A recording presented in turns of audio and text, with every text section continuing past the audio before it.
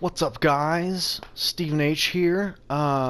Here with another episode of Bloodborne for Beginners. And this episode, I'm going to be covering the Shadows of Yharnam. This is a relatively tough boss for most people, because you're having to fight three enemies at once. It's just not a fun time. However, there are a couple of things you can do that will make it a little bit easier for yourself. Hold on. First thing that you want to do is you want to pack bolt paper. If you don't have bolt paper, then pack fire paper, because all of the shadows are weak to fire and bolt. So that'll be a great boon for you. The other thing that's really helpful is you don't want to lock on. I know that sounds weird, but if you lock on, then your character will only be able to focus on one of the enemies at a time, and you'll end up getting hit by a lot. So yeah, don't lock on, and you'll thank yourself. The other thing that will help you is if you prioritize which enemies you want to kill. And what I mean by that is this: there are three Shadows of Yharnam. One who wields a sword, one who wields a sword and a torch, I believe, and one who wields a mace and a torch. So you have essentially what you have is a swordsman, a mage, and an archer.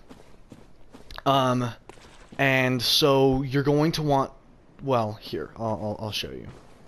Okay, so the first thing you want to do when you walk into the boss room, they're going to come at you out of the darkness, and you're going to want to run around to the back of this headstone. And you'll do this because, not locking on. You'll do this because the mage likes to stay in the middle of the arena. So if you go behind this headstone here, he will not hit you for the first couple bits. So you're gonna want to prioritize the oh shit, fuck you, man. You're gonna want to prioritize the oh crap.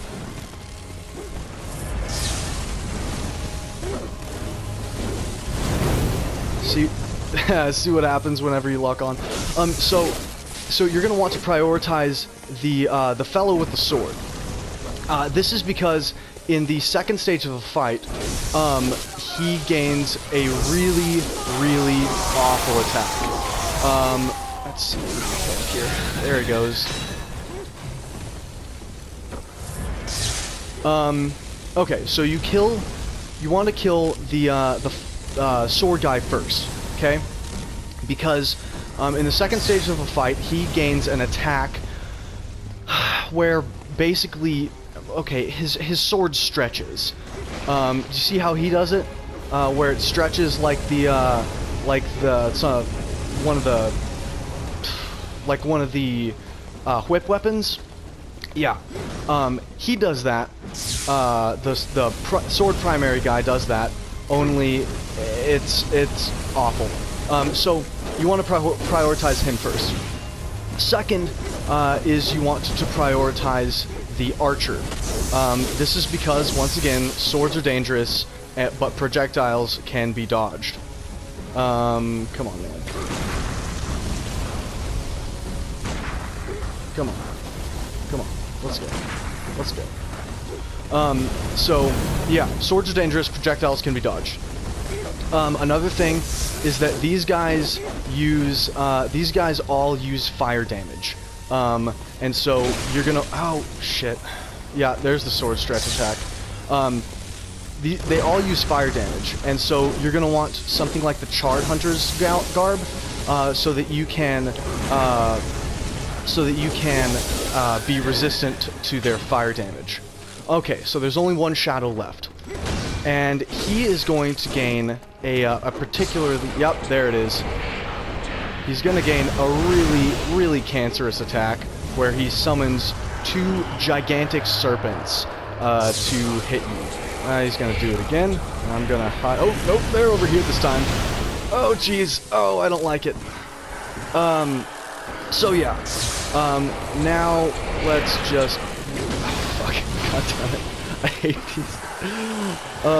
So now we just wail on him. You know, he's. The final one is not super difficult. Because he has relatively low defense. One thing I will say is that whenever he starts an attack, particularly if it's one of his magic attacks, then you can actually shoot him to stagger him out of it. However, you can't do that for the snake attack, and I'm gonna get hit by the snakes. Awesome. Oh, jeez. I don't like this fella.